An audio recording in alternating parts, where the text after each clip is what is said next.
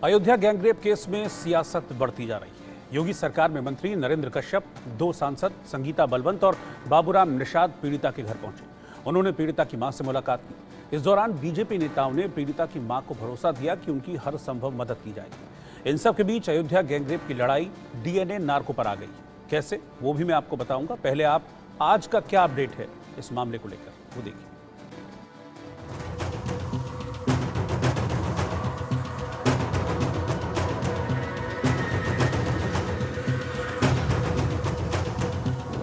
Ayodhya gangrape मामले में BJP delegation ने पीड़िता के परिवार से मुलाकात की।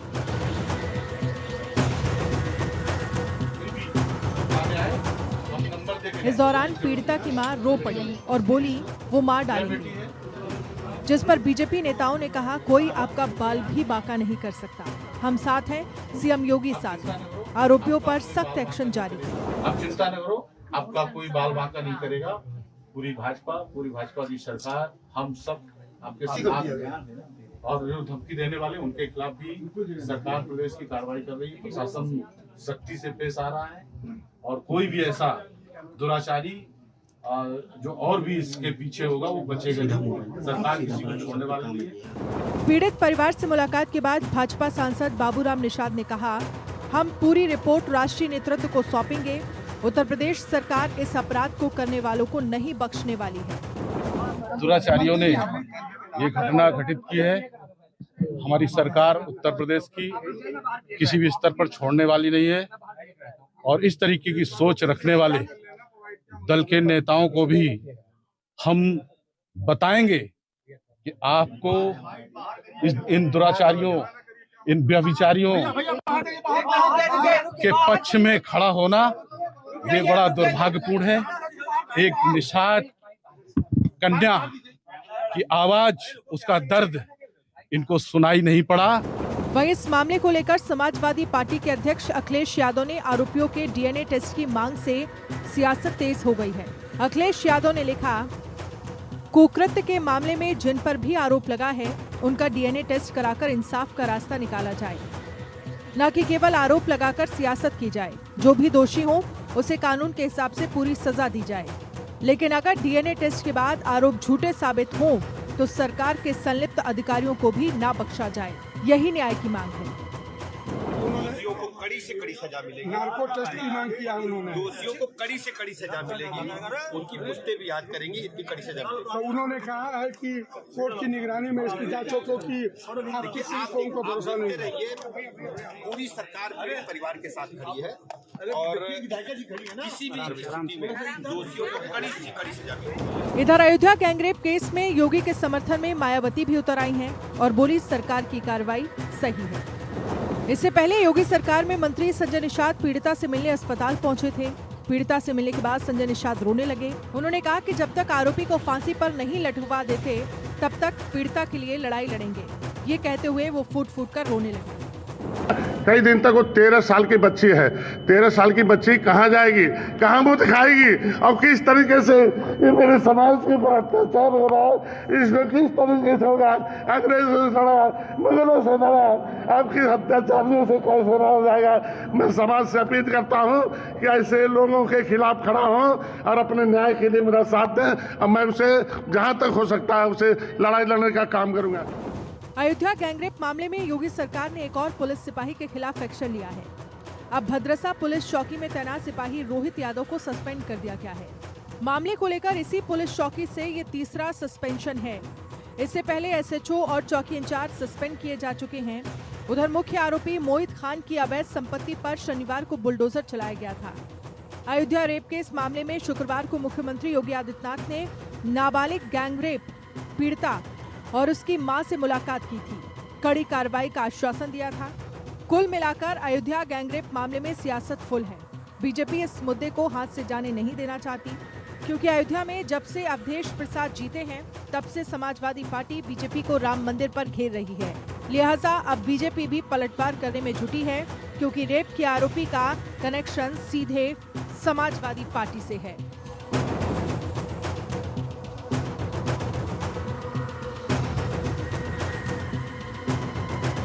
Report India news. अयोध्या की बच्ची इंसाफ मांग रही है, लेकिन बात डीएनए पर आ गई है। अखिलेश यादव ने आरोपियों के डीएनए टेस्ट की बात कही, जिसका जवाब केशव प्रसाद मौर्य ने दिया।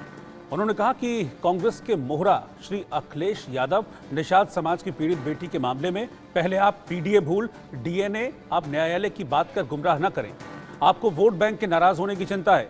प्रदेशवासियों को दोषी को दंड, पीड़िता को न्याय दिलाने की अपेक्षा है। सरकार अपनी जिम्मेदारी निभाएगी। बलात्कारियों को बचाना समाजवादी पार्टी की जन्मजात फितरत है कि अगर बलात्कारी मुसलमान हो तब पूरा का पूरा सैफई परिवार उसे बचाने के लिए खूंटा गाड़ देता है। सपा होगी सफा, ये अपने ट्वीट के आखिर में केशव प्रसाद मौर्य ने लिखा है। आपको मैं ये बता दूं कि क्यों केशव प्रसाद मौर्य को जवाब देना पड़ा। दरअसल इससे पहले समाजवादी पार्टी के अध्यक्ष अखिलेश यादव ने एक ट्वीट किया था और इस ट्वीट के जरिए उन्होंने मांग की थी कि डीएनए टेस्ट कराया जाना चाहिए पीड़िता का। उन्होंने कहा कि इंसाफ की मांग यही है कि डीएनए टेस्ट कराया जाए और डीएनए टेस्ट कराने के बाद फिर जो दोषी साबित हो उसके खिलाफ कार्रवाई हो। इंसाफ की, न्याय की यही मांग है। इससे पहले अयोध्या रेप कांड पर समाजवादी पार्टी के महासचिव शिवपाल यादव ने तो यहां तक कह दिया था कि पीड़िता और आरोपी का नार्को टेस्ट कराया जाए। बीजेपी के उन नेताओं को भी नार्को टेस्ट में शामिल किया जाना चाहिए जो मामले को टूल दे रहे हैं। जो इस घटना में राजनीति कर रहे हैं भारतीय जनता पार्टी के और जो इस घटना में शामिल हो रहे हैं, इनका सबका नार्को टेस्ट कर लिया जाए, इसलिए कि ये सब के सब राजनीति कर रहे हैं। क्या लगता है? मान लीजिए अगर मैंने जो कहा है कि यही कार्रवाई करें, यही फिर उसमें दंड दें, तो इस पर अगर इस तरीके से ये कर रहे हैं तो राजनीति जो इस घटना में भी राजनीति कर रहे हैं और केवल राजनीति इसलिए भी कर रहे हैं कि वहां पर उपचुनाव बदनाम करने के लिए केवल ये उस वहां पर जो उपचुनाव होने जा रहा है, विधानसभा का उपचुनाव अब हारे हैं, जो अयोध्या में हारे हैं, तो इनके मन में जो टीच है तो इसलिए ये सब कुछ कर रहे हैं। महंत राजूदास ने भी अखिलेश यादव और राहुल गांधी पर तंज कसा और कहा कि अभी तक पीड़िता से मिलने क्यों नहीं आए। हम जिला हॉस्पिटल में हैं, उस पीड़िता से मुलाकात किया और पीड़िता से मुलाकात करके हिंदू सुरक्षा सेवा ट्रस्ट के द्वारा कुछ सहयोग राशि उस पीड़िता को दिया गया और मैं मांग करता हूं कि माननीय अखिलेश यादव जी से कि आप भी 1 करोड़ रुपया उस बच्ची को दें। और आपने जो ट्वीट किया है, आपका ट्वीट अति निंदनीय है कि आपने टेस्ट की बात किया है। तो क्या इस प्रकार से एक निषाद परिवार की बच्ची के साथ सामूहिक रूप से बलात्कार वीडियो बनाना और आप उसमें भी हिंदू और मुस्लिम के चश्मे से देख रहे हैं, कितना दुर्भाग्यपूर्ण है। मैं मांग करता हूं यहाँ के सांसद जी से कि आप नैतिकता के तौर पे इस्तीफा दें, क्योंकि आपसे जब पत्रकारों ने पूछा तो आपने कहा मुझको जानकारी नहीं है, जबकि उसके साथ में तमाम वीडियो है, फुटेज है और इस भदरसा नगर के वो अध्यक्ष है और उसके द्वारा इस प्रकार के महा अपराध किया जाना और आप उस अपराध में सपोर्ट कर रहे हैं, तो मतलब आप भी उतने गुनाहगार हैं। आप पीडीए की बात करते हैं और अब पीडीए कहाँ चला गया, राहुल गांधी जी कहाँ चले गए, प्रियंका गांधी जी कहाँ चली गई, आज वो क्यों नहीं आ रही है इस पीड़िता से मिलकर और इसको न्याय दिलाने के लिए। और इस मामले में चल रही सियासत के बीच गैंगरेप पीड़िता की मां से हमारे सहयोगी अनिल मिश्रा ने बात की। मेरे साथ उस बच्चे की मां है जिसके ऊपर ये आज विपद का पहाड़ टूट पड़ा है। अभी इनके पास दिल्ली से डेलीगेशन के लोग आए थे और इनसे बातचीत हुई है। माता क्या बातचीत हुई, उन्होंने क्या चीज़ कहा आपसे? वो सब मुसलमान सब हमें धमकी दे रहे हैं मारने के लिए। सभी धमकी दे रहे हैं आपको? हाँ, सब धमकी दे रहे हैं, मार के फेंक देंगे। अच्छा, ये कौन लोग हैं जो आपको धमकी दे रहे हैं इस तरह से? सब मुसलमान बाजार के। अच्छा, फोन पे धमकी दे रहे कि सामने आके? सामने से सब। क्या कह रहे हैं लोग? जब सब्जी लावे जाए, साग सब्जी दाल चावल, तब सबके मार के बहा देंगे। अच्छा, हर जगह पे बात चल रही है कि मार के फेंक दे। अच्छा, आप जो लोग आज दिल्ली से आए हुए थे, आपसे मिलने आए थे, आपने उनसे बताई सब बातें? हाँ बताए हैं। तो क्या बताया उन्होंने? तो बताया ना, सब मार के फेंक दे, कहीं ठीक है कार्रवाई करिए। अच्छा, जिस तरह से ये लोग धमका रहे हैं, आपको पुलिस सहायता तो मिल रही है ना? हाँ पुलिस सहायता मिल रही है। कोई दिक्कत तो नहीं हो रही है नहीं आपको? कुछ नहीं, यहाँ के जो क्षेत्रवासी हैं, जो गांव वाले, आपकी मदद कर रहे हैं ना सभी लोग? सब मदद करते हैं। जी।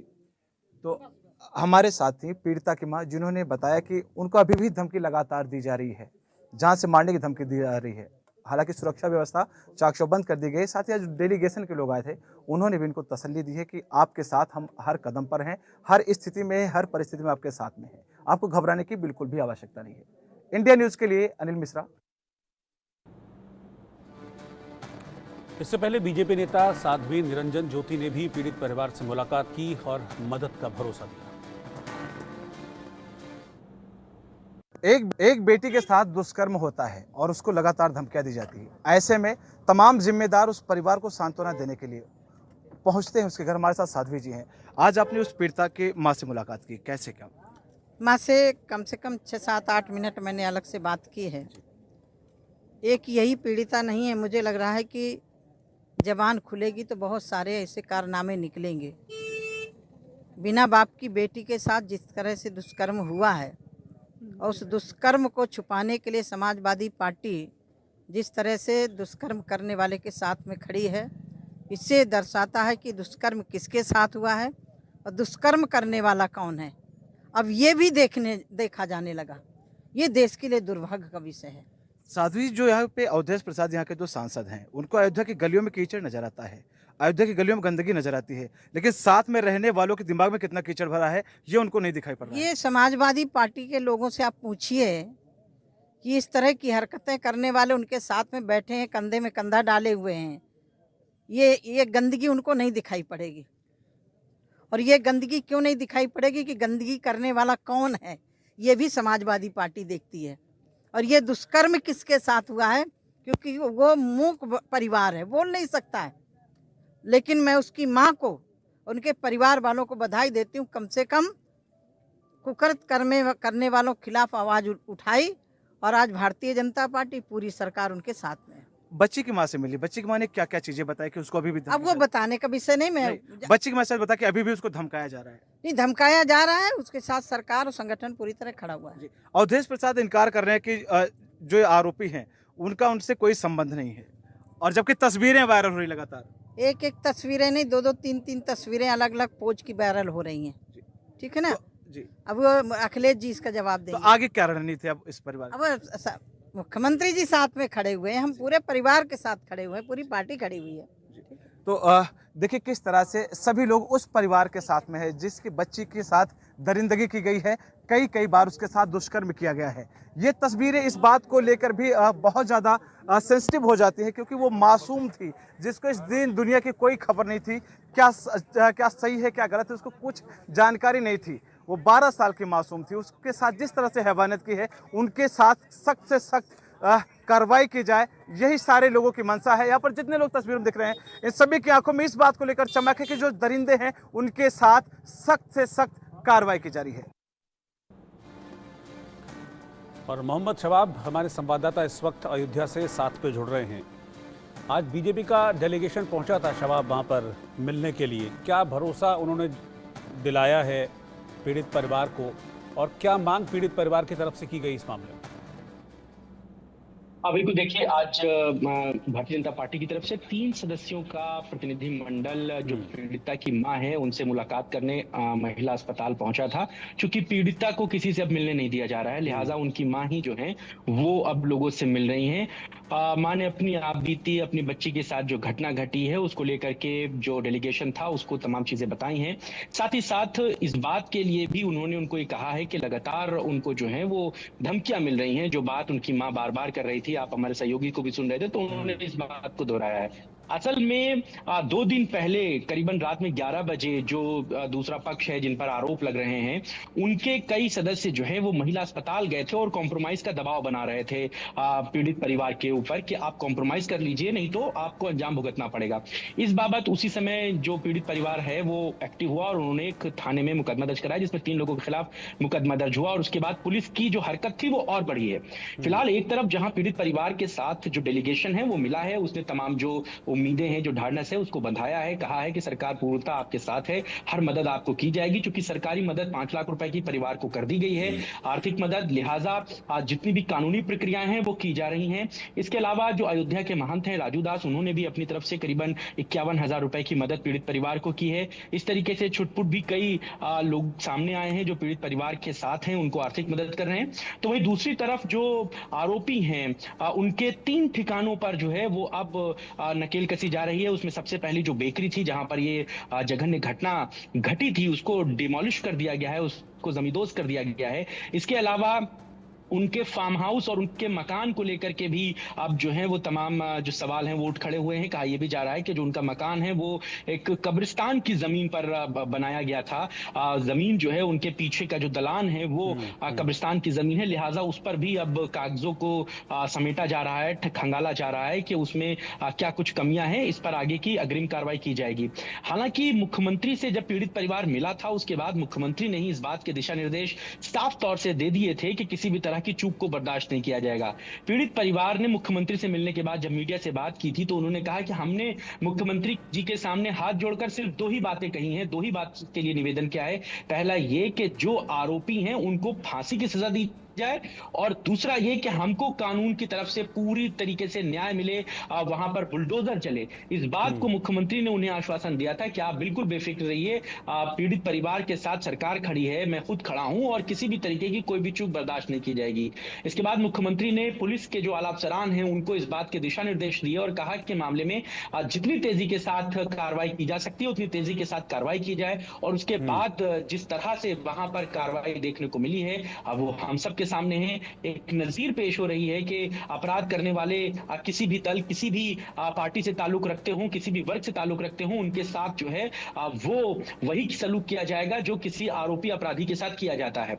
हालांकि इस पूरे प्रकरण में जो राजनीति भी देखने को मिल रही है वो भी एक बड़ा चर्चा का विषय है, क्योंकि जिस तरीके से कल संजय निषाद ने मुलाकात की थी, उन्होंने रोकर अपनी बात को कहा। उसके बाद कल शिवपाल यादव इटावा में मौजूद थे, वहां पर पत्रकारों ने जब उनसे पूछा तो उन्होंने कहा कि मैं तो कहता हूं कि नार्को टेस्ट करा लिया जाना चाहिए। वहीं जो अयोध्या के समाजवादी पार्टी के पवन पांडे हैं उन्होंने कहा कि डीएनए टेस्ट होना चाहिए। तो इस तरीके की चीजें भी जो है वो सामने आ रही हैं। हालांकि राजनीति को दरकिनार रखते हुए पूरे मामले में सरकार जो है वो पूरे एक्टिवनेस के साथ काम कर रही है। ठीक है मोहम्मद शबाब, इस पूरी जानकारी के लिए शुक्रिया। आज दीवार बने भारतीय हॉकी टीम के गोलकीपर